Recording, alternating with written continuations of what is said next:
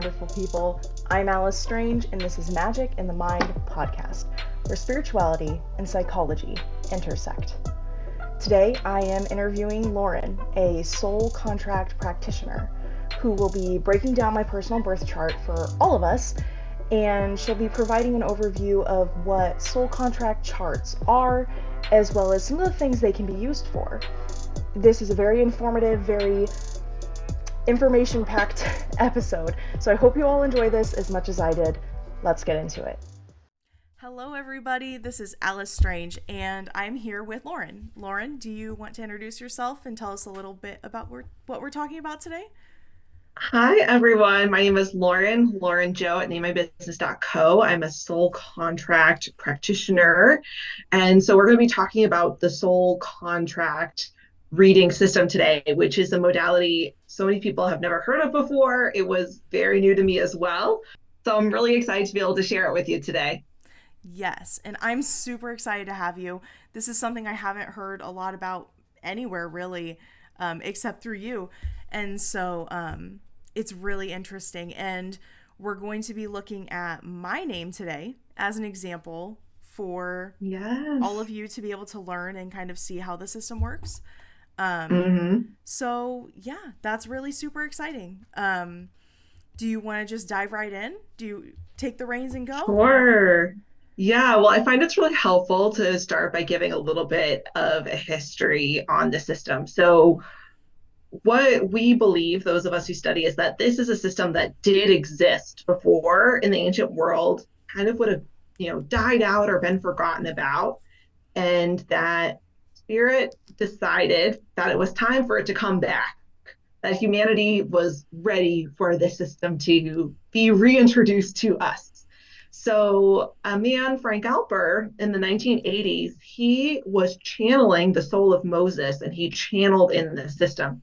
So, the original name he gave to the system was actually the spiritual numerology of Moses, because it is a numerology based system. Now, I want to do a little bit of a tangent and just say when I talk about numerology, now some people are familiar with the modality of numerology, but what they're actually familiar with is a specific branch of numerology, which is Pythagorean numerology. And you might be like, Pythagorean theorem? Yes, that guy.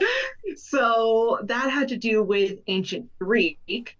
And as you might be thinking, with Moses, this system has to do with Hebrew and ancient Hebrew. And it's based off of this principle of these ancient languages, that there are certain ancient languages that are kind of I don't want to say holy, but they're a little bit magical, right? Right. And so Greek, in this ancient Greek, that was one, Hebrew is one.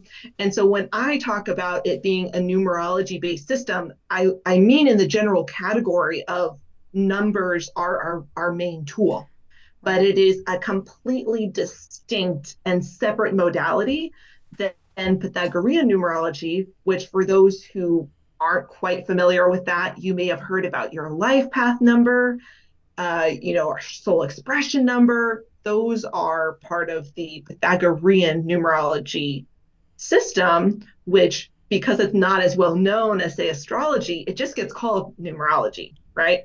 So when I talk about this being a numerology based system, again, completely separate. I'm just saying that we use numbers. Makes sense. Makes sense. And because of that confusion is actually the reason why the man that I studied under, Nicholas David Nunn, that he changed the name. He had studied with Frank, and I want to say the early 90s. He had come to the Okay. United States. Frank Alpers from the US. He was based in Arizona. He had come, he studied with Frank, and then he went back to the UK where he was living. And at that time, he changed the name to the Soul Con, which I feel like now, ironically, he changed the name to avoid confusion, but now soul contracts are something people talk about so much. I think once again, there's kind of Right. I'm not necessarily talking about that. I'm talking about numbers. Right. We're definitely not talking about like a literal soul contract, which is a thing. I don't think we've talked about it much on the podcast, but it's a thing. This is like a Yeah. system and it's called soul contracts. Yes. Good distinction to Yeah. make. Yes. So I do find that a little funny. He changes the name to avoid confusion, and then something else comes along, and once again, there is confusion. So it kind of Right. teaches you can never avoid confusion. So, Lauren, how is it that you found soul contracts? Like, it sounds like you studied under a pretty reputable, source. Like, how did all that start for you? Yeah. Well, funny enough, we're just talking about how this system is confused with soul contracts. And it's actually by trying to learn more about soul contracts is how I found this system. So this story, it really brings us all the way back to my awakening. So at the time that we're recording this, this is, October 2023. I had my awakening just about 3 years ago. It was end of 2020 during the pandemic, which is a time that I've actually come to learn it gets referred to as the Great Awakening. It's this period between like 2019 and 2021 that so many people were having spiritual Yeah. awakenings. It's called the Great Awakening. Mine So happened I then find too. myself as part of that. Yeah. Yes, part of that cohort. Which I mean, this could be a whole other tangent conversation of just I know for myself that I don't think I would have had an awakening if Mm, not for the pandemic, right? Because during so much of that time, I was spent being introspective, right? So even yeah. before the awakening itself, you kind of, right, we pull out of society, we go indoors, we're on our own, we're introspective. And even non spiritual people are very aware of this and can talk about that and like the impact that that has had kind of culturally and on society as a whole. And I know for myself, there was just a lot of turning inward. And Mm, in the spiritual community, what do we call that? Shadow work, shadow work for right? sure. Yes. So One of the basically, most important before I would have, parts. yeah, so before I would have known of the term or used the term, I was doing shadow work. Right. And later then in the year, I usually kind of pinpoint the awakening as being around November, which Right. also could be another whole tangent for those who know astrology around like November, December is when Saturn entered Aquarius. That's my natal Saturn. So it was the start of my Saturn return. Saturn in the eighth Oh, house. So the fact that I had a spiritual awakening right as my Saturn return started, I just feel like is an that. example of living my astrology chart. Yes. That's so funny. Yeah. That's so funny. Oh my gosh. I at least had a little bit of time to prepare for my Saturn return. Goodness, just launching right into. I can only imagine. Yeah, yes, it was wild. And it was such a like the initial part of the awakening was so much like dark night of the soul when you're already all these Mm-hmm. months into a pandemic and all of that stuff. It was Yeah. just like, oh my God, wild. Um, but yeah, so what for me is really interesting and poignant that I like to point out about my awakening is that when I first kind of had this awakening, I'll also preface of saying, my friend and I at the time were kind of like calling ourselves witches, like Yeah. getting a Yeah. little bit more into crystals. And, I was Mm-hmm. getting into astrology and tarot. And, so we were in our witchy era. And so I Uh had huh. this awakening and I was just saying to myself, like, you have been a witch before. You know all of this. You just need to remember you've done this before in past lives. You know this. And so I very purposely did not go online. I did not go on the internet Mm, because I know that I can be a little like naive. Like the first thing I hear, I'll just like take it as truth and sure. like adopt that. And I was very also aware that you can't believe everything you hear on the internet. And I was like, I will have no barometer for knowing what's true and not true. Right. Right.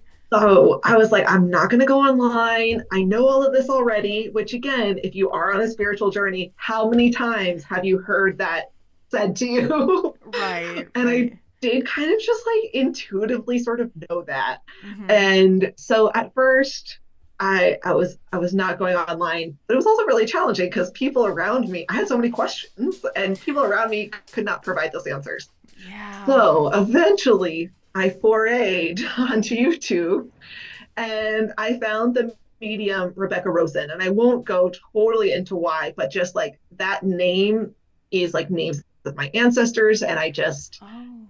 felt like, okay, I can trust this. I also Googled her and saw that she had been on Oprah. I was like, okay, she's not going to be a complete hack. Right. She's got And something going for her.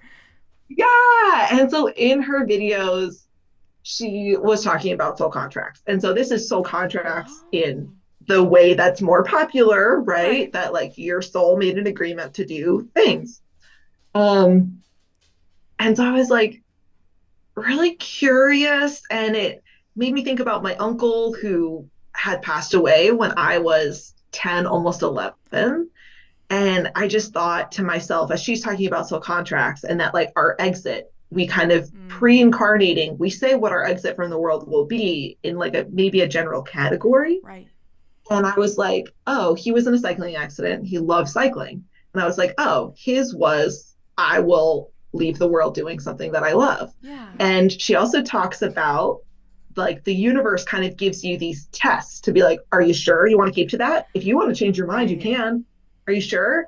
And he had had two previous, the first time he was given a bike, I heard the story at his funeral, somewhat ironically, but like I heard the story at his funeral that like literally they gave him a bike, he crashed it, had to go to the hospital.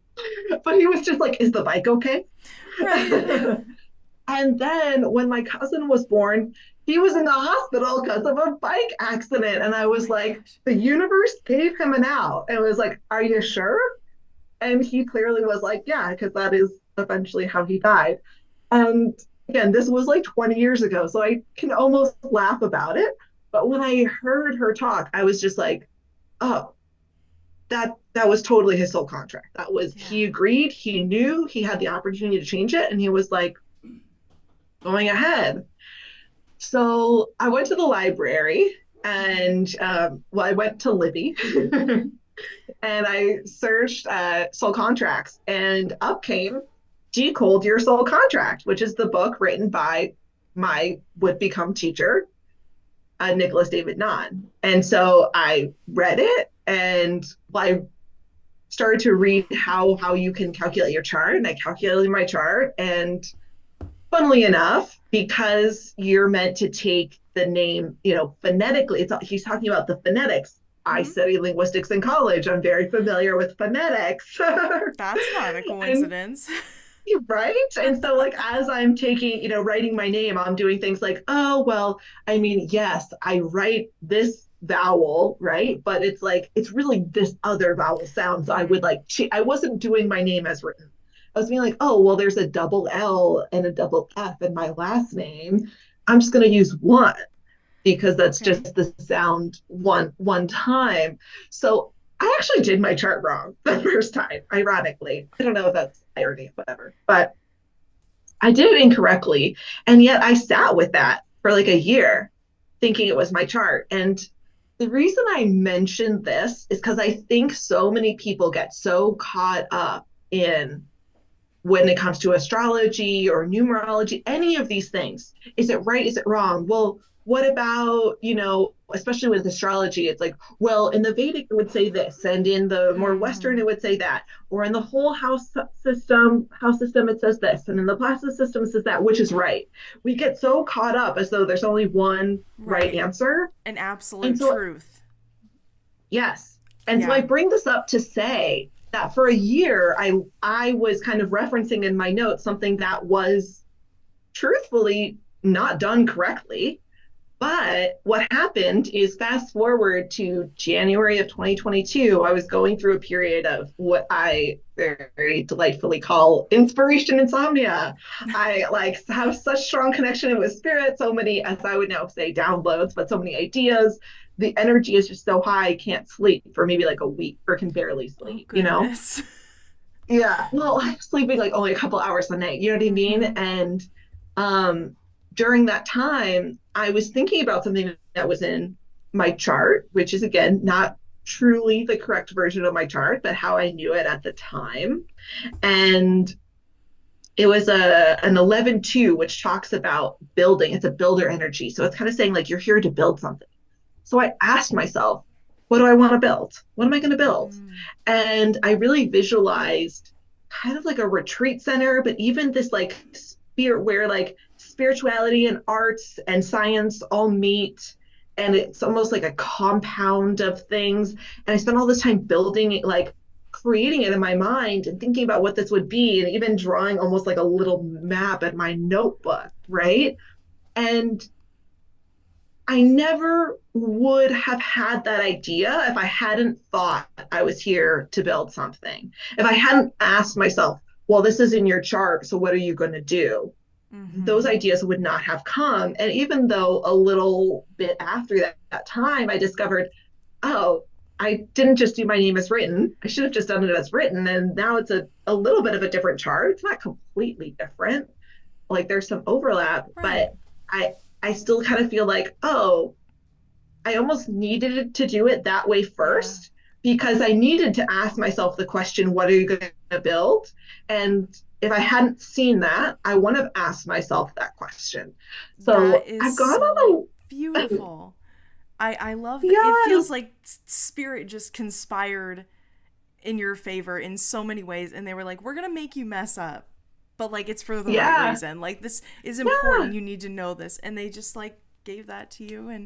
And yes. divine timing. I love little stories like that. Exactly. It's such a divine timing. It's like you needed this information, and when you didn't need that information anymore, you kind of came to what was quote unquote correct. Right. You know? And so I share this as a story to be like, let go of thinking that there is a right and a wrong answer, and just what can you learn from Mm-hmm. either? Mm-hmm. I love that so much. Yeah. So I mean, that's that was the long version of Yeah, the story. that's okay though. We're here for it all. We're here for it all. So, what is the system all about? And this is where I do feel like there is that resonance, if you will, with generally what is spoken about in terms of soul contract. Because when you think about what is a soul contract, and again, contract is just such a word of our society that makes us think of certain things. But what I always think that it is that it's just an intention. It's just a way of saying this was the soul's intention or game plan. And so, in that respect, I do feel like the soul contracts that I talk about in the charts are also a soul's intention and game plan for this specific life and this incarnation. And how it works is that we take a person's name when they're born. We take the name on their birth certificate and we use that to create their chart. And so the reason that we're taking the name is so this is where we talk about the language, right? That this is based on a language, and it's that sound is creative. Sound has a frequency and an energy. And It so every does. sound has this unique energy, a frequency.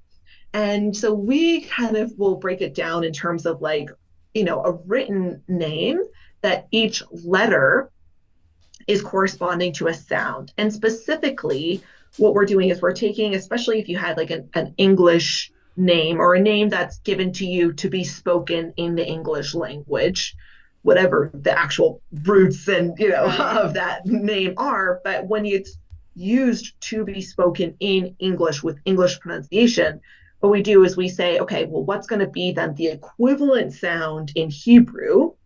And that's how you have the number associated Okay. with it. So that kind of, as I call it, like conversion into Hebrew is almost like the invisible part of the process that Frank Mm. Alper, the channeler of the system, would have channeled in. So at the end of the day, I'm able to say to you, okay, well, these letters in English are equivalent to these numbers. And then the invisible part is because that's equivalent to the sound in Hebrew, and that sound was equivalent to this number. That makes a lot of So, sense. yeah. So, what we do is we take your name and we basically take the letters on your name as written on your birth certificate, and we then assign them around the chart. And I'm going to pull up the chart in just a moment so you can get that visual aspect. And then from there, that's how we're then going to have the numbers that are in each aspect. And again, let me just go ahead and pull it up because this part will start to make a lot more sense when you have the visuals in front of you. So, as you can see, this is what the chart looks like. Okay, so it looks Yeah. like a Star of David, right? You're thinking about that connection Yeah, into Hebrew. Hebrew, Judaism.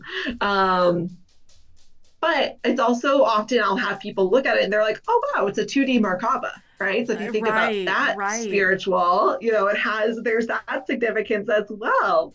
So again, the chart at its root is these two triangles. Mm-hmm. So your downwards facing triangle, you can think of it as like pointing down to the ground. That is our physical triangle. And what that means is that the energies that are in this triangle are more at play, are the ones that we have access to within the physical world. And our second triangle, our upwards facing triangle, we think of that as pointing up towards the heavens. That is our spiritual triangle. So these are the numbers or the energies that we have access to and utilize and are at play in the spiritual world. So my teacher will always say, Nicholas will say, oh, these triangles are separate, they're distinct, they don't interact with each other.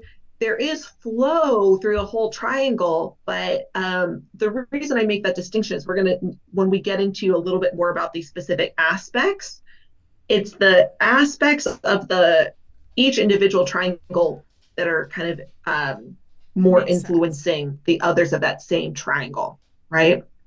So, two triangles, three aspects to each triangle: karma, talents, and goals. Now, karma, it can be very easy to kind of default to thinking about karma as you Right. did something good, so something good happened to you. You did something bad, so something bad happened to you. Within this system, karma means your lessons. So this is where, again, I talk about that the soul contract is about the soul's intentions. So your karma is the lessons that your soul intends to and wants to learn in this lifetime, in this incarnation. And how do we learn lessons? Well, I always say we learn lessons through facing challenges and obstacles and through navigating those challenges and obstacles.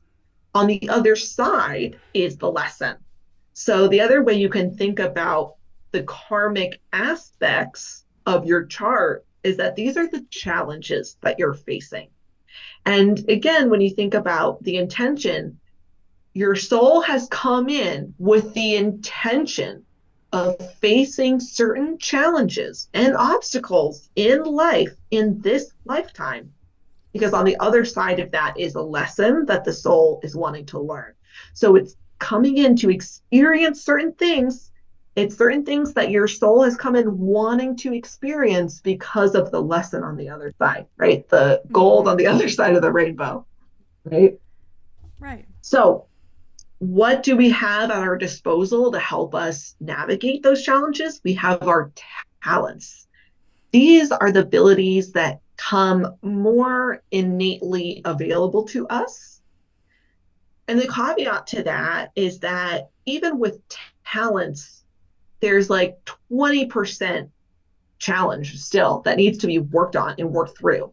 I tend to call it the prerequisite, right? Mm. Before you have this door unlocked, here's the bit of a challenge that you need to kind of navigate and work through. And once you do, that ability will help you to overcome your challenges and reach your third aspect, which is goals, which is pretty self-explanatory, right? It's a goal that you have. In terms of souls, there's not the guarantee that they're going to come and sort of reach or achieve their goals. It's a goal. And with that, in terms of thinking about how much of that is karmic, aka a challenge, that might be more like 60%, So it's challenging, maybe not as challenging as your karmic aspects, the aspects that the numbers that are actually in karma, Mm-hmm. physical and spiritual karma. That's like saying it is 100% a challenge. You have come here to work through that. Mm-hmm. And when we take all six of our aspects, so the karma, talents, and goals from both the physical and spiritual triangles, that's if you look over to this chart, this square chart on the side, you see that we add all those numbers together, and that's how we arrive at the soul destiny. So the soul destiny is life purpose. It's an overarching life goal. If there's not the guarantee that a soul is going to reach its spiritual and physical goals, it's certainly not a guarantee it's going to reach or achieve that life purpose. And at the beginning of your life, it actually acts like a third karmic point, which means you really are being faced with the challenges of that number and being asked to work through them. And when you have sufficiently worked through and transmuted, alchemized that challenge, you've learned enough of the lesson, is when it will move itself kind of into the center of the chart in the soul destiny position. So that is intro. Now, as someone who is yourself kind of new to the system, how is that making sense for you? Any questions so far? It actually makes so much sense. And I will say to everybody watching, we have not really together, but Lauren went ahead and kind of covered my chart here that you can see and kind of summarized some of the things. And we touched on some points. So I have a little bit of pre-knowledge, but having it explained like that was just phenomenal. It all kind of clicked together. So I get it now. I don't know if our viewers are quite there yet, but we will continue. And I think it'll make sense. That's a very concise and good explanation of what all of them mean. Yeah. I will say, and I can kind of plug this again later, I do have a YouTube channel. I do have some videos up on there, and one of them does go into, again, more of the system generally and the breaking down of the chart as well. So if you just want to, I probably explain it in somewhat of a similar way, but also probably slightly differently. Go and check that out as well to kind of be like, okay, that clicked. I'll have links in the description on Spotify and on YouTube of all of your stuff. We'll get all that covered. We got you. Okay. So. Okay. But anyway, yes. Okay. System.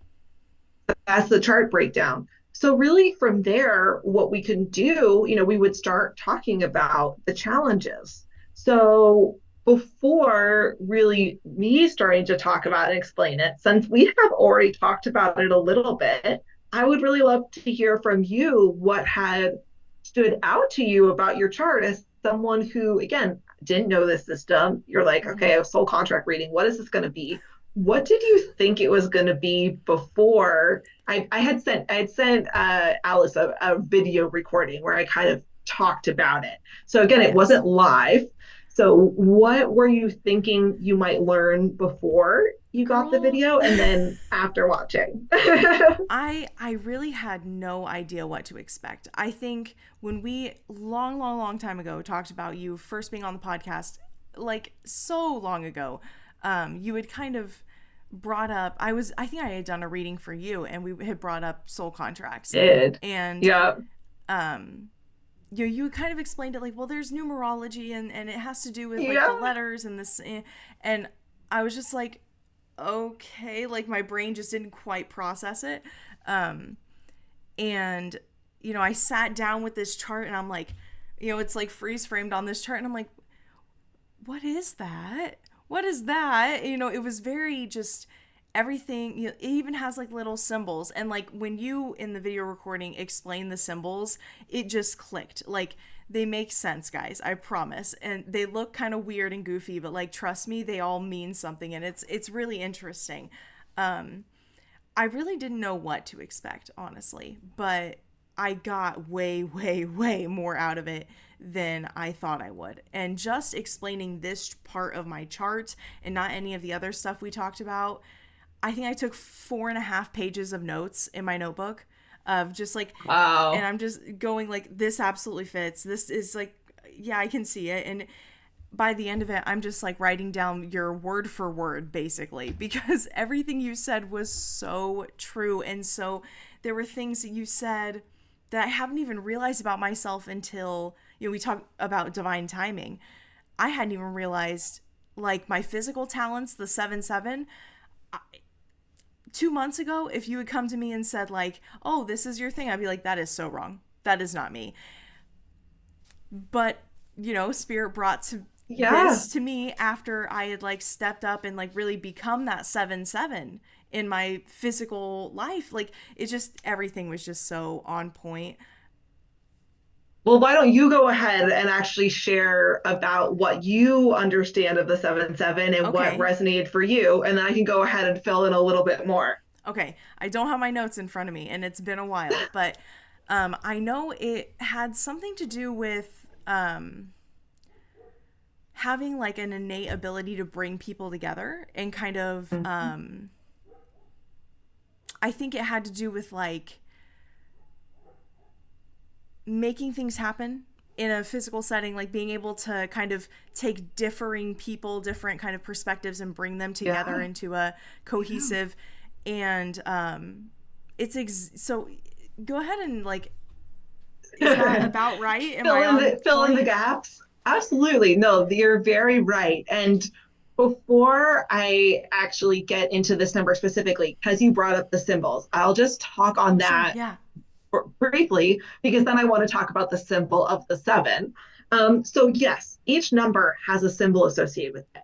And these were symbols that Frank Alper channeled in when he was channeling the system, was a symbol for each number. And so the symbols are really meant to inherently hold the meaning of the numbers. And so for some people who are very visual, it's like you wouldn't even have the chart, like the numbers on the chart. You would just look at the symbol, and that would like be transmitting to them Mm. the energy of the number. And so for myself, when I'm talking about numbers, there are some of the symbols that I really like to talk about and go into, because I do really feel like it helps to get into the meaning, and some where I maybe don't talk about it as much. The seven, the reason I wanted to give that intro is because what you were saying is so on point, especially for the symbol of the seven. Mm-hmm. So the seven is a number that it's a very magnetic energy. It will draw people to them. And the symbol of the seven, let me see if I'm able to, my zooming aspect has not been working as well. So unfortunately, oh, there we go. There we go.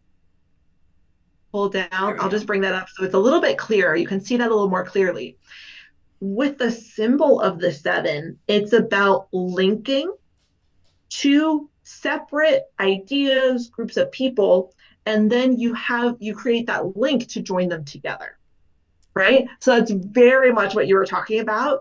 And that part of the meaning of that number really comes through, especially in the symbol. So this was a great time to talk Mm-hmm. about those symbols. The seven, um, for myself, I have seven as my physical karma. So whenever Oh. it comes to talking about the sevens, I always give a little bit more on on the challenges of it, Mm. because especially I relate to that a lot. And I do think regardless of where this number is in a person's chart, there's going to be some aspect to it that they usually will resonate with as well. So with the seven, its key words are working with and healing the heart. And it's said that people with a karmic seven, that they have a heart wound. And this can Mm-hmm. be something that happened in their life, in this life. It can even be something that they have brought in from a past life, but that there is a heart wound. And so they're here to, again, work with and heal their heart wound. And that's something I And relate to a lot. A lot. yeah, Even though it's just my physical talents, no karma involved. yeah, Like, that's a, and I can see how it interplays with me accepting my 7-7 and really diving into, like, what that looks like for me in my life, and yeah. understanding that's my talent. Like, I might as well embrace it. There's so much. There's so much. Well, remember, it is still 20% karmic. And you and I are both still young. Right. We can, it makes sense that we may still be working through some of that 20% of challenge in our talent numbers that we haven't actually fully opened, Mm-hmm. the door into all that number can bring us, because we're still, here are some analogies that I like to use. Okay. When it's your karma, you think about like a big honking stone. And at the center of it, you have the gold, but you are chipping away, chipping away, chipping away. Whereas with your talents, it's a locked door, but you have like a ring of 100 keys. Like you're not chipping away in the Right. same like physical manual sense, but you might not be opening that door the first key that you try. You're kind of Right. standing there a little bit to get it right. But all you have to do is open the door. You just have to unlock Right. it, but you need to find the right key. That's my little metaphor, my I love analogy. that. I'm a sucker for a good metaphor. So Yeah. Okay. So for you, like I think it totally makes sense that you might be relating to more of these, because either up until this point of your life or even currently, you're still navigating those same challenges that I am by having that as my physical karma number. You're mm-hmm. still in more of that karmic area of that number. So that is one part of the seven, is the heart wound.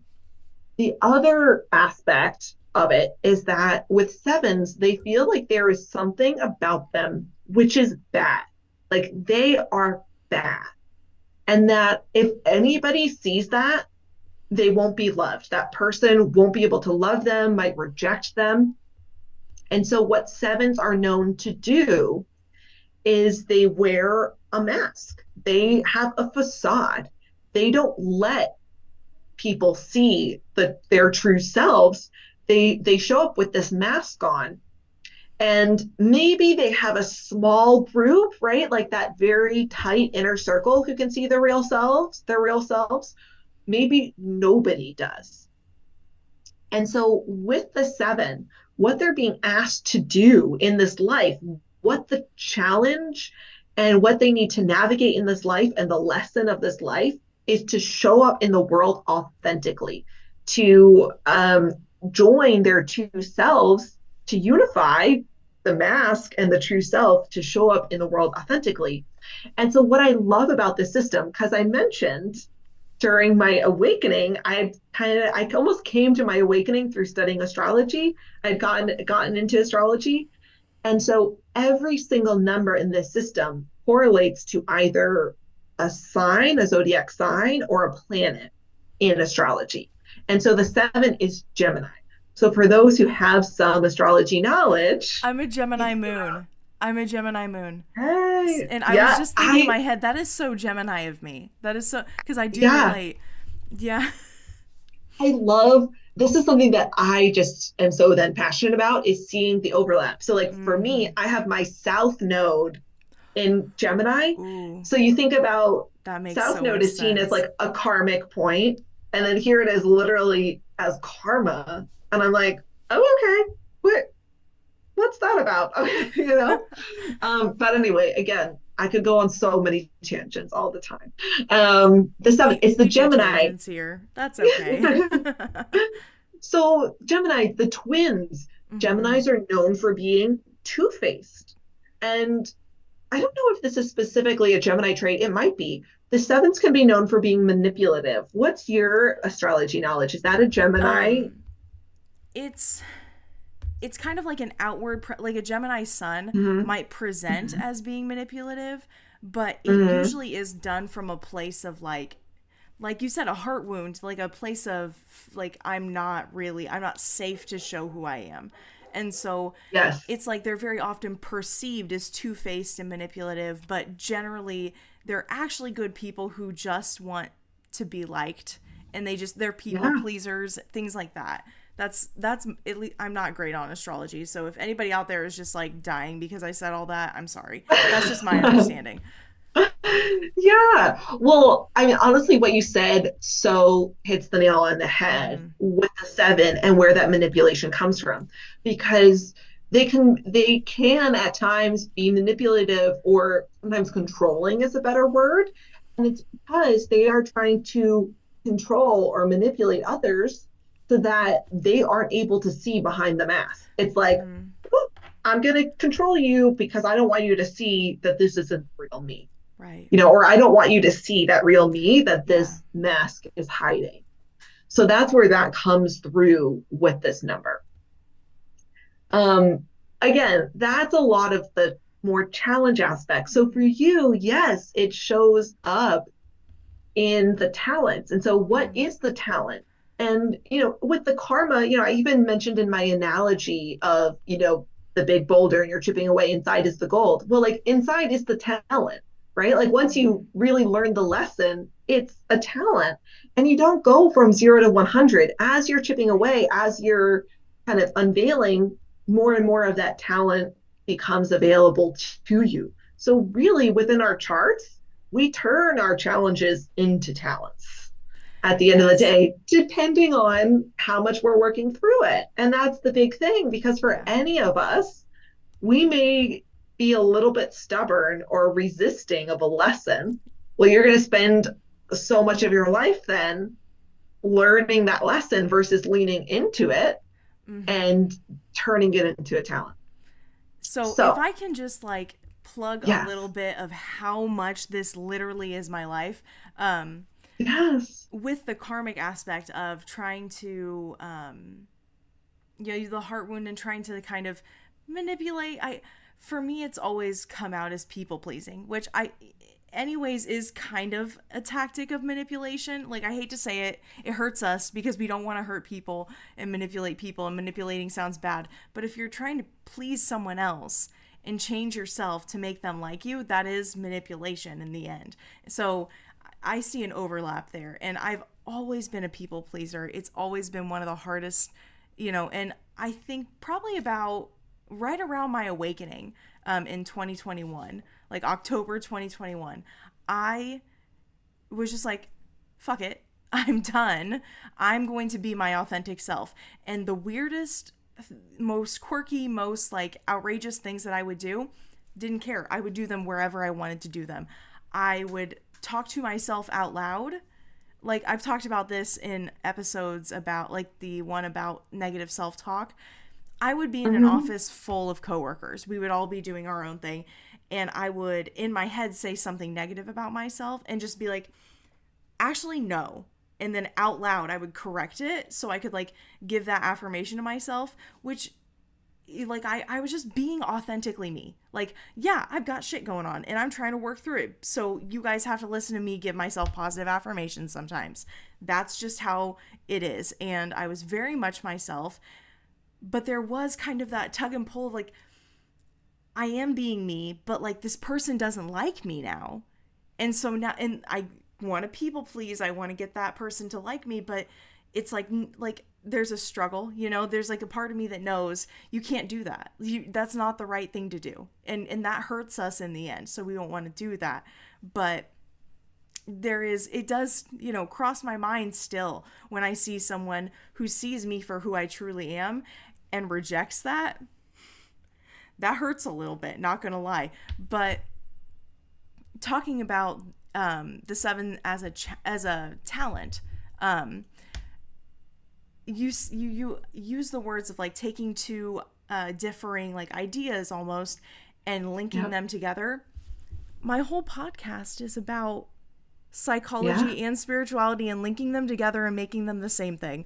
And it was so funny. I didn't realize it till you said it in those words, but I was like, that's literally what my podcast is. So once I overcame the authenticity issues, I kind of unlocked this, like, that's what it feels like. I unlocked this like 7/7 energy where I can, link, like I can bring people together and I can just kind of, I'm magnetic. Like, it is kind of a thing. I'm just one of those people that people are drawn to, and very much in my personal life. And so it's so appropriate. It's so appropriate. And we can talk more about the exact energies, but that was my little spiel for what we've covered so far.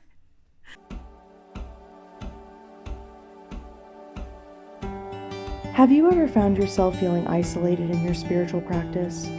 Is it hard to find like-minded people you can relate to and connect with? Well, let me tell you about the community Journey to Your Soul. This is an online community for people into spirituality, but it's not just your normal love and light, unauthentic, everyday bullshit. I stand behind this community 100% as a moderator and an active member. This is a group that includes a chat, a post feed, and scheduled Zoom meetings on a regular basis, and we talk all about psychic gifts, aliens, energy healing, past lives, witchcraft, mediumship, starseeds, lightworkers, divination, and anything else in the spiritual realm. Here's a quote about Journey to Your Soul by the creator, Barbie. This is a place about helping each other through our spiritual journeys to finding God consciousness, to know that we're here and no one has to go it alone. Personally, this group has helped me to grow and develop new psychic gifts, realize my purpose in life, and it has restored so much of my faith in the future. I don't live in an area with very many spiritual people, and this community has given me a place to be my authentic self, and I've formed some very special friendships along the way. I also run weekly and bi-weekly live Zoom events for expanding our knowledge and coming together to emotionally support one another, but that's just the beginning. I highly encourage you to check out Journey to Your Soul and become one of our members. There will be a link in the description where you can sign up today. Now, back to the podcast. Yeah, well, I think it's also really important that we talk about your physical karma and soul destiny of 12-3 because this That's is what another one. I love so much of being a practitioner. It's like right, it's these numbers, they're an energy, they're a vibe, right? You can just pick it up. You'll or I shouldn't say you'll, I will be listening to even like an audiobook. Like I do most of my reading through audiobooks. So I'll be listening to audiobooks or watching a TV show, and I'll be picking up on an energy. And this was a way that I loved actually initially practicing and learning was to watch a TV show, make a guess, be like making some guesses, then look up the charts of the characters and see how right I was, or like how many of those energies were present, and then kind of look and be like, oh, okay, this is what's there. Okay. But I, again, a tangent, but I just have to kind of like brag Go on for myself it. for a little bit. One of the best that I ever did was when I was watching Brooklyn Nine-Nine. The character Rosa on that show, I got like 4 out of 7 aspects correct. No, not like literally it's in this specific place because I'm not trying to do that. But like I was like, I got 4 out of 7 that are numbers that are in her chart. And I was like, I'm so good. I love that. That's the best way to pat yourself on the back. Keep yourself like quick-witted and Yeah. sharp on your skills. That's awesome. Oh Yes. my gosh. So for you, the reason I'm like, we got to talk about this one is because I was listening to an episode of your podcast, your episode with Jazz, and you were talking about being a serial learner. And I had at that point, I had already looked up your chart. I hadn't sent you your video yet, but I had already pulled the chart up. I was aware. And I maybe when I was listening, I was like, wait, let me pull it up again because this is giving me this vibe. And sure enough, 12-3. So not only do you talk about being a serial learner and just wanting to learn all the time, but basically in the very next sentence, you talk then about being a teacher. And the reason that is so significant to this number is because the 12 is expansive. The 12 is seen as the forever student. They're always wanting to learn, to expand, to grow, to gain more knowledge. And the 3 is the teacher. It is teacher from the soul energy. So literally within like 2 sentences, you have summarized and shown exactly how much you are representing that 12-3 Yes. energy. And I was just like, thank Right. you. Thank you for that.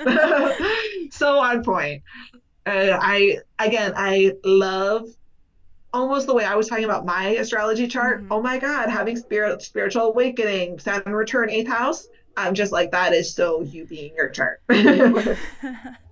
Yeah, and oh my gosh, when you sent me the whole section on the 12-3, it was like so validating, but also like so called out, girl. Like that was almost too harsh. That is a joke. It wasn't too harsh, but it was a lot for me Charts to can be take that way in. sometimes. It was a lot for me to just be like, wow, everything, especially with like my wanting to hide the thing. It's like she can see like all of my insides and all of my thoughts. Look at that. It's just like it was Yeah. so crazy. Yes. These charts are so amazing and incredible. And you know what? I'm just going to talk for a moment because of how personal these can be. Talk about a little bit of an ethics of like chart readers and what are the ethics that we have in terms of looking at people's charts because I think it's important to kind of mention because this is such personal information. Mm-hmm. And so the ethics is if someone gives you permission to look at their chart, then you can go ahead and calculate their chart. And for people who are receiving readings, that we are able to, even if we don't have the direct permission of another person, but let's say, I'm doing a reading for you, right? And Mm-hmm. you want to look at the relationship because right now we're just talking about birth charts, but Right. we can also look at relationships. That's a whole other aspect of the system.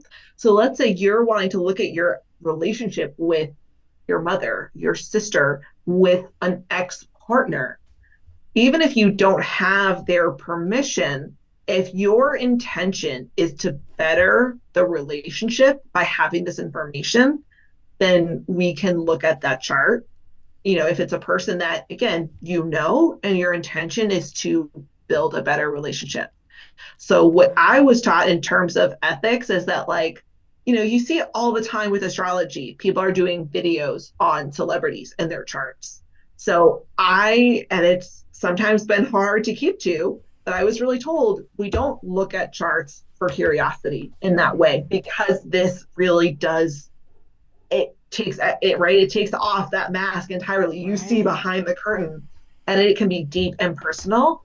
So I was really told we don't just out of Mm-hmm. curiosity go looking at people's charts. And there have been times where I'm like, I want to look at that celebrity's chart so badly. Like I was just watching the David Beckham documentary and they're mentioning his full name. And I was like, man, I want to go look up that chart so bad because you're talking this documentary, I'm picking up vibes. And I had to be like, hey, you have to keep to Mm-hmm. the ethics of this, and then that That's so wouldn't be the important. right thing I to do. love that.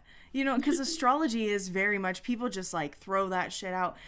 People will talk about like, oh, I got I went on a second date and got his, birth time. Like now I can look up everything. And it's like we shouldn't be doing that. I mean, a little, like it, I don't know. That's just how it is. That's the culture of astrology.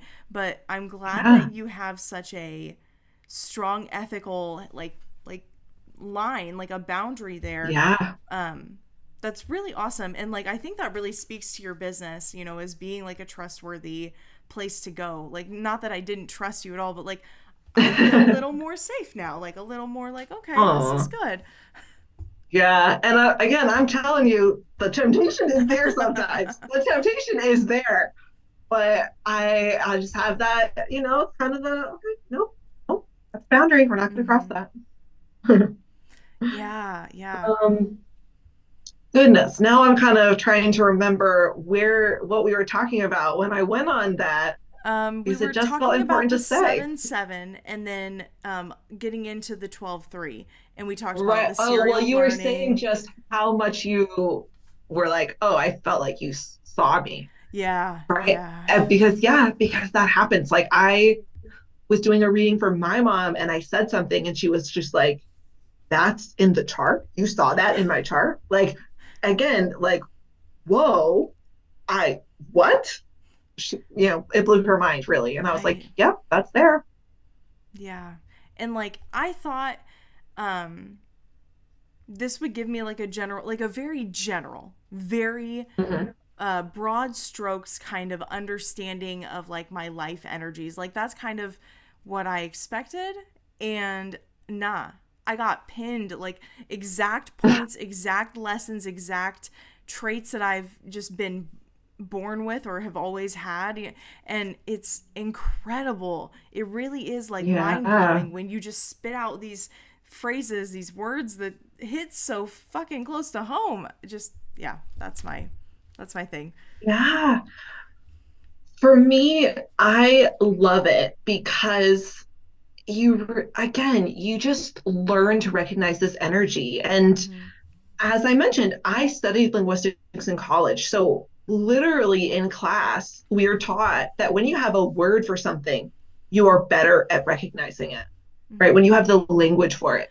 And so, that Yes. is really how I've come to see so many different modalities: human design, astrology, Pythagorean numerology, soul contract, is that these are energy languages. And Yes. yeah, I yes. have something to So say, it, but I want you to finish. This is good. well, basically just that, like, right, we're to different varying degrees tuned into this energy around Mm-hmm. us, but we don't have the words for it. And so what I love about this system and astrology is it just gives us the language to communicate what we were already feeling and observing and didn't know how to communicate before. Yes. And so in my own life, I come to recognize these patterns so much more quickly because I can be like, Mm-hmm. oh, that's the 12-3. And Yeah. something to the 12-3 soul destiny is that they're in a rush. So I Mm. start to recognize Always. that all the time. Always. And I'm just like, I also have 12-3 soul destiny. So you and me both. Oh, okay. We're busy Um, girls. yes, we are expanding. We are always learning. Um, but like I'll really be sitting, like I'll be feeling that anxious feeling Mm-hmm. because I'm feeling like this needs to happen right now and I gotta make it happen right away. And then I'm like, whoa, slow your roll. Let's slow down. There's time for this. We don't need to rush. And Yeah. part of me is like, we do need to We rush. And I'm do. like, But like, no, we don't. yes, That is I the can relate to lesson. that so hard. People will ask me what I do for like self-care. Like you're going to relax today, you're going to do self-care. It's a slow down day. For me, a slow down day means taking my laptop to the couch and popping up the feet in the little recliner on the end and covering myself in a nice cozy blanket, having my cup of coffee and doing work. And that's my idea, because then I can just get so many little things done that on my to-do list I can mark all these things off. And like, that is what feels relaxing to me, is to be doing, but like taking the rush and just like squishing it a little bit and being like, we're gonna do the thing, but we're gonna take all day to do it. And since I set the goal, my brain will be like, okay, we gotta get it done by the end of the day, and it'll rush in that fashion. It's kind of like just how I cope with like the 12-3 like rushing.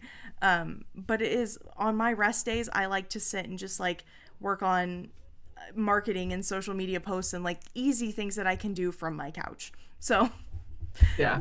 but when you were speaking about how the language really gives us Yeah. a way to understand it, I do not exaggerate. I'm not just saying this. After your recorded reading that you gave me for this chart, my Yeah. life just pivoted. And I won't say it's like a whole new awakening. Maybe it was, but like I've definitely pivoted, and I'm like, oh, I know that I'm good at these things, but I also know that I have to overcome these things to be able to do those things. And like, now that it's been said and I've written it down, now that I know it's a thing, like I always had the energies, I've always been this person, but there's a name for it now. And so I can actually recognize it. And, we talked about in our reading the 12-3 being a lot to like with challenges, like it has a lot to do with money and like finances and things like that. Yes. And that Yes. has been such like the number one stressor in my life for the past 6 months or so. And like just like yesterday we figured it out, and we have, me and my family have a way of like transmuting this and finding a better way and becoming not so bo- weighed down by that anymore. Words escape me. Yeah. But, it's like, I, especially now as we're revisiting it, I'm like, you know what? You're right. Like, I've changed since I learned that.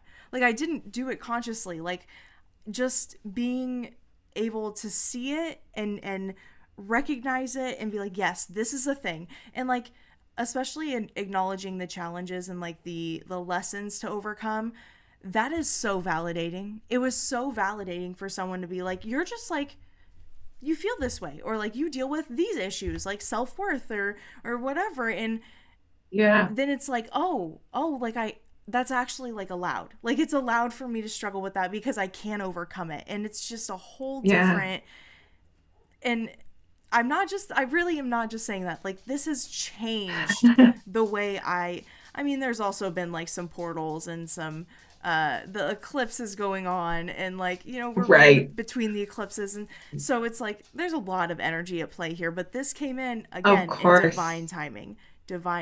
Yes. Well, what's so interesting is that, right, with each of these numbers, when I was, doing my trainings and learning to be a practitioner, we learn recommendations for each number, right? Like, what are things that people can do to help work through that energy? But for me, what I always kind of come to is that the number one, it's not even a recommendation, but like the most helpful thing for any number is just to have the awareness that that energy is at play, Yeah. in my Yeah. opinion. That's like the number one thing that for me like changes everything. It's I just have the awareness now. Yeah. Like, It's changed okay, it all for me, for yeah, sure. yeah, yeah. Strong That's stuff. beautiful. Yeah. Well, are there any other numbers that you're maybe wanting to talk about or dive into? Because you have some interesting numbers in your chart. Absolutely. You I'm have that honestly 21 willing 3. to talk about all of it, as much as we can Yeah, fit into this podcast, um, and kind sure. of maybe so people can understand what to expect if they come to you for a reading, if they come to you for like one of these. Um, I think mentioning the 12 threes, how we have that in physical karma and soul destiny, and then also the 21 3 in spiritual karma, and how those kind of interact. And because you explained it very well in the video that you sent me. So I took like a page and a half of notes alone on just 12 3. So, Oh wow. Okay. Yeah. Well, I mean, goodness, what I'm like already being like, what have we already said about this? right, Well, really, right. we've just talked about it being the expansion of the Mm-hmm. 12, but in a way, also, again, if you think about it, when it's in a challenge, right? Right. That it's almost like you can get stuck from expanding. Like you're wanting to expand, but then also feeling like you get stuck.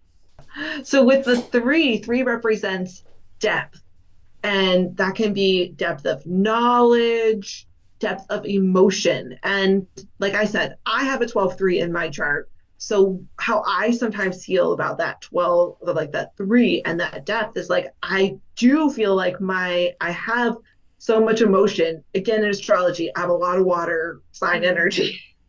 There's a lot of emotion, but it's like, I feel that it's like buried under these depths. Like I know that it's there, but I'm not able to like fully connect to it and like touch it. Mm-hmm. It's like it's a little bit out of reach.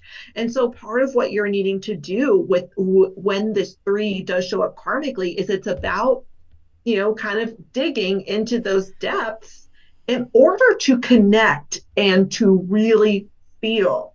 Because isn't that the advice that we're also given so much? Feel your feelings. It's like, well, how Oh, do you yeah. do it when you feel like it's buried under a layer of dirt? You got to spend this time digging up that dirt so that you can get in touch and feel that deep emotion that you have. If I can relate to that for a minute, um, the I also have just like so much empathy, and like people tell me like you shouldn't be feeling as terrible as you feel about this small situation, or the whole like don't feel your feelings, and like why are you making a big deal, don't cry over stupid things. But like I am like this close to just like falling in that ocean, that trench of just emotion. And sometimes I have the problem of coming back up, like I have like a boundary where I block it off at some point, but of course we all have to feel our feelings. And so when I do, I tend to like get stuck in that deepness, and I can kind of, if I allow myself, if I indulge in that, which is an indulgence for me, uh, I've always been that way. But just realizing like, okay, I felt the feelings, now I have to move on. The moving on is the hard part because I just feel it so deeply, and it's just a little stronger than what other people, like I attach emotions to like everything, like little objects that have been gifted to me, or like clothing, or anything like that. And when you say emotional depth, that just is a label I've given myself a long time ago, of just like, yeah, I just feel things more than other people. And that's literally just kept me sane. And again, it was so validating to see that, like, yes, this shows up in my chart a lot. And like, it makes sense. It just makes a lot of freaking Yeah. sense. Yeah, you have a lot of the threes. And so the threes also have to do a lot with like feeling of worthiness and unworthiness. And like that was something that was so real for me, especially like early 2022, early last year, of just like recognizing just how deep rooted my feelings of unworthiness Mm, were. Like I just had this incident, and I just was like, whoa, what, like, why was that your reaction? Like, how unworthy do you feel that that's was, mm-hmm. not even to say reaction, but like that's where your mind went when that Right. happened. So Mm-hmm. it's just like, whoa, I like, and then I had had to really sit with that. I had a situation, one little thing went wrong. One little thing, and I spiraled into the, well, I'm never going to be, I never deserve, I don't deserve to be this thing that I want. I've not lived the life. I'm just born to be the way I am. And well, it sounds really bad if I say it like that, but specifically talking about like money, abundance, things like that. I'm just like, well, I've Yeah. always been poor. Like, I've always been poor. I'm going to be poor for the rest of my life. And I've said that. Like, I've said that out loud to myself and like my wife and others. Why would you say that? That is a terrible thing to say about yourself. No, no. First of all, to Miss Alice, but like also, it just like the tiniest thing happened and I just spiraled into a whole, well, abundance just isn't meant for me. And it was a very sudden like reaction, it wasn't, I didn't think about it. It was kind of subconscious, and I didn't realize that I had those kind of blocks around money. And when I realized that, like last week, I started working on it, and I'm already seeing abundance in areas that I have not seen abundance in ever. So, I'm doing really better than I have for as long as I can remember. I don't even know, probably my whole adult life. Yeah. So again, this is so powerful that it's just like alchemized. Like I've just flipped that switch, and now that I know it's a thing, I can just like take charge and be in control of that. Yes. And, as you speak to abundance, that really speaks to the energy of the four. So the four you have as part of 22-4 in your Mm-hmm. spiritual talents. And the four is about trust, and it's about trusting in the flow of abundance from the universe. And there's definitely connections between numbers. Like I can see some overlap between 3 and 4, because just as the three, we spoke about, that feelings of worth and unworthiness is also really key with the four as well. Mm. Because what happens for a lot of people is that, they do in that sense block their abundance because they don't feel worthy of receiving it. Yeah. And now that I have recognized that, it's like that spiritual talent is like, I found that key to that door. I found the key to that door, and I'm fully like just taking my first steps into abundance and my spiritual talent that I was just given, born to have, in my soul contract. So it's really Yes. interesting how it really does all wrap up together in a nice little concise bundle there with all the concepts. Yeah. And so let's talk about a little bit about the 21-3 as well. And I won't go Sure. as in depth on all numbers, but like with the 21, what I want to talk about with that number is that it's about endurance and overcoming hardship. And that when that number is in the chart, it attracts hardship in order to be overcome. And it has the energy of doing That's the things the hard worst. way. It's so awful. It's just awful. I hate it. Yeah. Like, I mean, is that something that you recognize like in your, I guess, approach to life of like doing things the hard way, your mentality, perhaps? um, that's one that I've really had to sit with. And I'm not exactly Yeah. sure what doing things the hard way would look like. Or like, Hmm. with the things the way I have executed goals, or like challenges in my life, was I taking the hard way or what would be the easy way? It's kind of like I don't really have enough understanding of it to really know if that's true or not. Because I Yeah. surely, every time I get up and I'm going and having a good time, I get knocked down. Once I overcome some kind of hurdle Yeah. and I'm doing really well, there will be another hurdle. And it's like, of course, that's life in general, but it is like a whole new lesson, a whole new, or it'll, sometimes be the same lesson over and over, just in different like varieties. So, it's like I already dealt with this self-worth issue. Why is it coming up again? And I'll overcome that. And I do very much commit to overcoming those challenges when they come up. So maybe that is doing it the hard way. I don't know. I have a Well, yeah. I mean, I it's just like know. you say, it can if you're like, well, what's the alternative? Like if you can't necessarily see what another way of doing it is. But one thing I will also preference and say is that just because a number is in your chart and there is a lesson associated with that number doesn't mean that your soul came here to learn that lesson. Like if each number has 10 lessons, you may only have chosen 3 of them that you're wanting to focus on and learn. So sometimes when something doesn't resonate, I mean, that can be in part, again, because you're like, I'm not quite understanding Mm-hmm. what the alternative is. Am I doing it the hard way? I don't know. I can't grasp this enough. That's Right. part of it. And it also could be in a sense of like, that's not part of what your soul is here to learn. Like you had actually learned that part before. So you're not doing that this Right. time.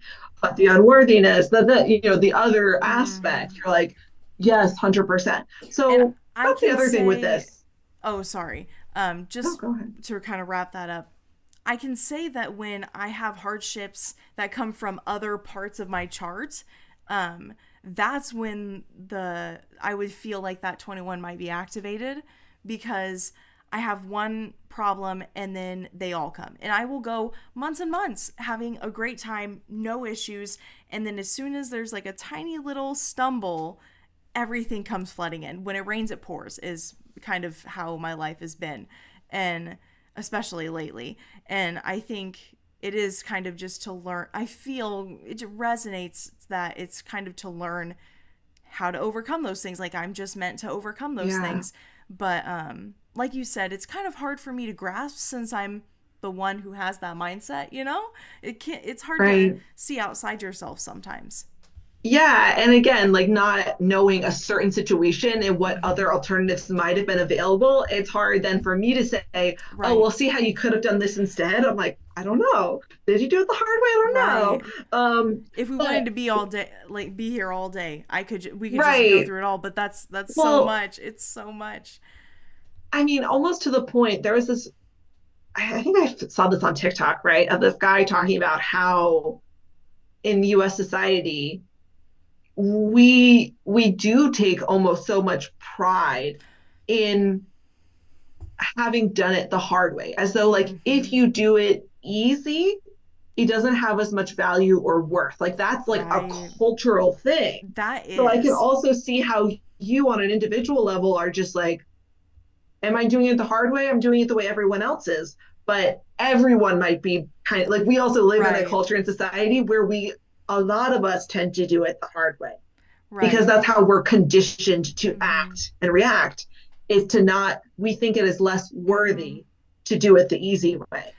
The more we talk about it, the more I'm just like, oh, I definitely, yeah, that situation, I could have done this instead and it would have been so much. The more we talk about it, it's something I'll have to sit and think on for a while. Yeah, no, definitely keep thinking about it. And again, it's the awareness. It So is. next time when you're in a situation, you can say to yourself, is there an easier way to do this? Am Right. I doing this the hard way? Am I doing this the hard way because that's what I'm expected to do? That's the one that kind of rings in my head. Like I'm just expected to do it the hard way because it's how, like you said, that's how it kind of is in the U.S. If you do it the easy way, you're like lazy or like It's like it cheap. cheapens it. But Yeah, why? Why do we have that that's a mentality? dumb So like idea. Whoever did that, my shame on you. for my business, the tagline that I have is let's do it the easy way. I love that. I love that.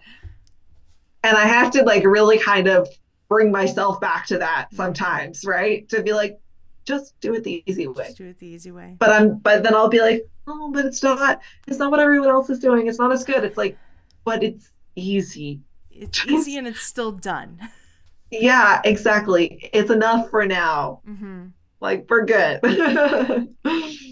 um, so we'll leave the 21-3 there for now. Sure. The 14-5 is an interesting number. Like you have some challenging numbers here. You do. I'm not Yeah. gonna lie.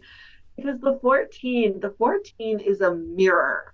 And so the Mm-hmm. 14 is asking itself the whole time, who am I? That is the journey of the 14, especially if it's soul destiny or if it's Mm-hmm. in like physical karma, for example. It's like, who am I? And so what happens with a 14 is that a person looks at the mirror, right, which is the 14, and they see reflected back to them the parts of themselves that they're trying to keep hidden. So think about the 7 who's trying to hide a Mm-hmm. lot. They look at the 14 and it's just staring them back in the face. And so that is so intense for Yeah. both people. The people with 14-5s, they tend to have these really intense relationships, but Oh. it's also through those relationships that they learn a lot about who they are. Yeah. So how much of that was something you had been able to see in your own Oh life? my gosh. Oh my gosh. It's one of those things where when I started living authentically, we talked about like the 2021 awakening. I'm an authentic girly. Like I just do myself. Um, I learned that people are either going to absolutely despise me, like just can't even stand to be in the same room with me, generally in a workplace environment. And we're talking like a social work environment. So it's like pretty friendly. Like people are, it's a lot higher vibrations, I would say, than like a normal workplace. But people just in the office would either just despise me and just like could not stand me, or they went out of their way to like catch me after my shift so we could have a conversation. Like it was just like I either really attracted people in or I pushed them so far out. And I believe that's probably because I was attracting people as the 7 does and being the mirror. And if you love yourself, you're going to be, oh, I like that. That's fun. And we'll be friends. But if you don't like yourself, like, and I can kind of pinpoint a few people and think about specific situations and be like, yeah, they were kind of like just kind of not at that place, not at the place where they can look Yeah. themselves and all of their insecurities in the face and be like, I'm okay with that. So I it's something that's hard. It's hard, but I've come to peace with it. I just like, and I'm sure you can relate to the whole like sometimes people aren't going to like me. That can sound scary. That can sound kind of Oh, I scary. don't know if I've accepted that. And it's one of those that I work on daily, Yeah. and Oh, especially being yeah. online and on the internet, people are gonna just say what they want to say, and you've just gotta let it roll off your back. And so, yeah, I'm Yeah. it's not that I've overcome it. It's just that I recognize I need to. Yes. And so intense relationships, you also said. I have intense Yes. friendships that are like you'll start with like a honeymoon period with a friendship, but it will last like 6 7 months and we'll just constantly be together, and then like there will suddenly be like a separation, and we can never get a hold of each other, and it seems like no matter what we do we can't get together, and then it'll like come back and we're like inseparable, obsessed with each other. That happens in friendships, and it's happened in romantic relationships. My wife and I started off just being like the craziest relationship, and thank goodness we both got couples therapy and we are like wonderfully healthy for each other now. But like the beginning of our relationship, if I was me looking back and that was someone else, I would tell them to not be together. It was just like chaos. Wow. So I really relate to that very much. So Yeah. Well, the 14 in astrology represents Scorpio. So that should give you kind of, for mm, again, those who know astrology, gives you a better sense of that energy yeah, already. One thing I do kind of want to talk about, because we've been obviously been talking about, this birth chart, but, yeah, the question that obviously comes up is like, well, I've changed my name. That's not my name anymore. Or I mm-hmm, don't use that all the time. It's like, so how that all works is that your birth name, similar to, again, in astrology, your natal chart always is your natal chart, right? So same here, your birth chart is always your birth chart. It's always the primary intention, as I put it. Um, but we do recognize that people's names change. So even for myself, I've never changed my name, but in day-to-day life, I go by first and last name and not first, middle, and last name. So any chart that is other than your birth chart goes into the category of what we call an overlay chart.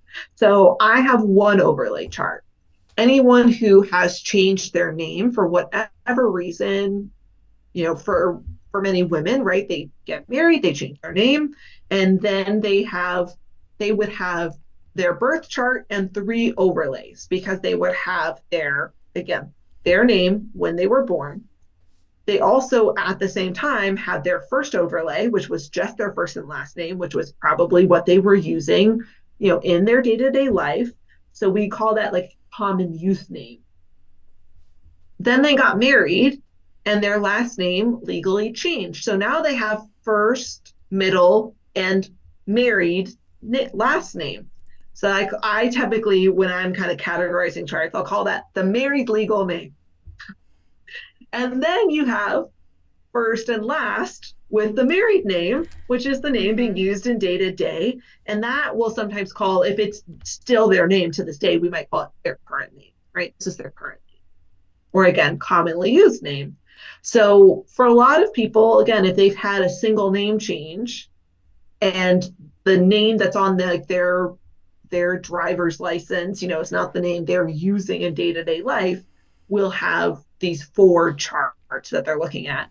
And in the case of someone who's like a Samantha, but kind of equally gets called Sam and right, Samantha, well, that's actually six because we're going to look at the Sam and we're also going to look at the Samantha because maybe it's like, well, everyone in my personal life calls me Sam, but at work I'm Samantha. right. Thus, these charts can start to add up Yeah, really that's a quickly, lot of different depending. And if overlays. you, and for women who are maybe a little further, like people who are our age typically have not already had multiple marriages. Not that it can't happen, Right. but people later in life, they may have been married multiple times, So again, it can start to add up the number of charts a person has. And so anytime we're looking and comparing charts, we generally call it an overlay reading Mm-hmm. because the way that we kind of look into that and the role that an overlay chart has is a little different and it functions a little differently than a birth chart. And then that process then is similar but not exactly the same to when we're comparing charts of two different people.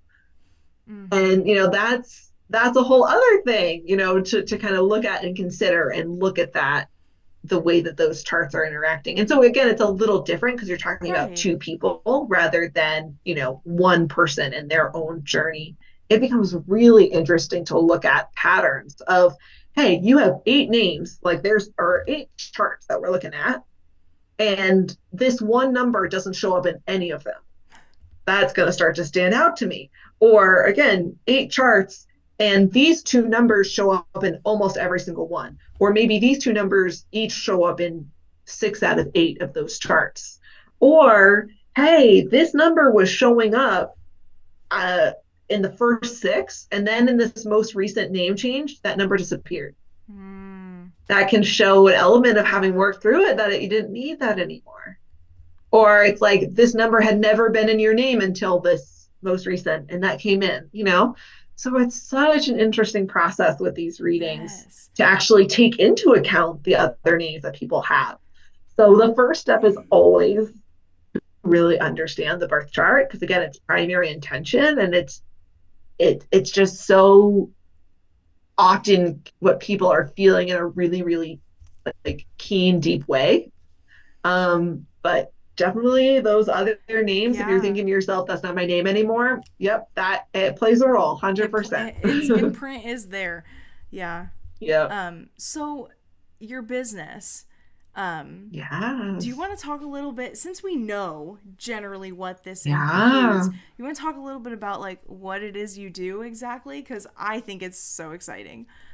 Absolutely. So, the soul contract reading system, it's already a niche modality, and I have really found myself a niche within that niche because I my business is not just to do, chart readings for people or even on relationships. What my focus is and my specialty is on using the system to help people find names for their businesses. So that can be you're looking to launch a new business, or you do have an existing business, but you want to look more about what the energies of your business name mean and possibly make some tweaks. Sometimes it's a small tweak, and sometimes it might be a big change that we want to do in order to find an energy for the business name that A connects to you, because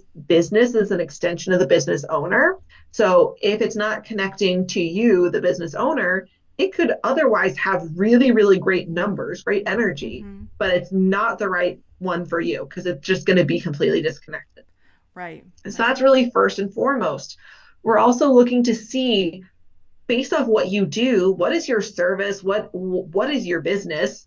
There are certain within sort of kind of categories of businesses, if you will, some numbers that are going to be better fits for some types of businesses compared to others. Right. And then also some numbers or energies, right, that are going to be more attractive to different types of people. So depending on who your ideal client is, there might be a certain number that we're wanting to. I like to talk about like the profile, right? What's the Mm-hmm. the kind of ideal profile for your business energies or numbers? So depending on who you're looking to work for, there might be certain numbers that I was wanting to include. Whereas if you were trying to work with a different audience, I might be trying to incorporate other numbers. Right. Right. Yes. And I think it's so cool because for our viewers, we've tweaked around with my business name a little bit, my little names that I use here and there. And the birth chart, I kind of like, okay, I get it. I get it. And then the overlays, and I'm like, oh no, this is a whole new monster. And that would be a It whole becomes a different lot. podcast episode. It would be so much. But Lauren's been so generous to like kind of help me in experiment with different things, and it's been really fun working with her. You've been just so great, and you're quick to answer messages and you're quick to get your recordings out. It's been a really good experience. If someone did want to find you, are you currently taking clients, and if so, like how do people find you? I am. So right now, what I have actually accessible to book is the birth chart reading, because that Mm-hmm. really forms the Right. foundation of any other work we are going to do together. And I'll be honest, I'm really at the beginning stages of my own business. I'm trying to figure out, especially when it comes to the business name aspect and really what my niche is. I'm still figuring out what's the best way to structure and organize this because this is such a new modality for people. It's like, Yeah. how are you giving enough instruction so they can understand? So, anyway, it's all to say some of this is still in flux and it's being worked out. Hmm. But if you're hearing this and you're so intrigued to learn about birth names, that is absolutely available. And you can find me at namemybusiness.co. On Instagram, currently namemybusiness.co as well. Not posting a lot there right now, but if Yeah. you reach out to me, I will respond. And then there's also the YouTube, Name My Business Co. Right. So yeah, that's kind of where I'm at right now. Love it. Love it. Um, is there anything else we didn't cover that you want to stick in here at the end? One other aspect that you and I are actually working on together as well is a process within the system that's called name optimization. And the idea of that is to say and to essentially choose with intention a new name. And it doesn't have to be completely new. For some people, again, my teacher has 30 years of experience of doing this work, right? He has seen people who completely no aspect of their name carries over into their new name. Some people are willing to let go of part, but not others. And for some people, it might just be adding something in additionally. And so the purpose of the name optimization is to help work through the birth chart and the energies of the birth chart by adding in some new energies or just by creating this new name that is going to help you in a way become the person that you want to become. Like, who are you trying to be? What are you wanting to do? What are you trying to let go of? And then Yeah. how can we create essentially a new chart for you that's going to help you do that? And so you and I are working on that right now We are. to basically choose a middle name for you that Yeah. by adding in that name, we're looking at what the different charts are and figuring out like Hmm. it's a good fit. What calling that in because you have, like we talked about, you have some difficult numbers here and We they do need a got little some bit of hard help. numbers. And then, like, with all the overlays, a lot of those are the difficult ones are repeated a few times in a couple cases. And there's some stuff. And then you kind of like showed me in the video how one kind of moves in a diagonal fashion and how it all like translates. A very brief explanation, but uh, yeah, it mm-hmm, mm-hmm. Yeah, it's something I've been thinking about a lot. And I love, we have two names currently that we've picked out that we're kind of toying with and seeing where the energies lie and how that would flow. um and I'm digging it. I'm digging it. So I guess now, official announcement, Alice Strange will be getting a middle name, a new middle name, and we can talk about that at a later date when we decide what we want to do with it. But Lauren has just been so generous to like let me kind of see her process, and I'm helping her kind of figure out how to do it in the most efficient way, and we're helping each other, right? We're growing together. Absolutely. So Absolutely. it's been a really good time. Well, thank you again so much for having me here with you today for Yeah. this lovely conversation. I love talking about the system. I could talk about it all day, every day. It's always a pleasure to share it with some new people. Yes, yes, and I'm so glad this is so like niche. It is very niche, and I Yes. love to bring information to people that they've never heard of before. And hopefully this is one of them, and I really think it'll go over great. So, thank you so much again, and we might see you back sometime. We'll definitely be talking about I, you for sure. yes, wouldn't be surprised. Well, there's going to be some new names, so. Something's gonna happen. Thank you all for coming to today's podcast. I know it was a lot of information to take in, but it's such a great modality, and I hope this has sparked your own curiosity, as well as informed you enough to look into your own birth chart. Lauren is just an awesome person, and I hope you all can go show her some love on her platforms. And if you're not aware, I have an Instagram for this podcast where it shows little clips, snippets from the podcasts, fun things like that, when the episodes are going out, when they have come out, all of those things. And I also have a more personal Instagram if you want to learn a little bit more about me and my life. Those will be linked below. I also have a TikTok and a Facebook, as well as a YouTube channel. If you're not watching this on the YouTube channel, we have a YouTube channel where you can watch the podcast. And I do also post the occasional guided meditation on YouTube, which seems to be actually more popular than I thought it would be. So keep an eye out for that if you like that kind of stuff. And once again, thank you. Remember, be well, be kind, and may your curiosities for this world never fade.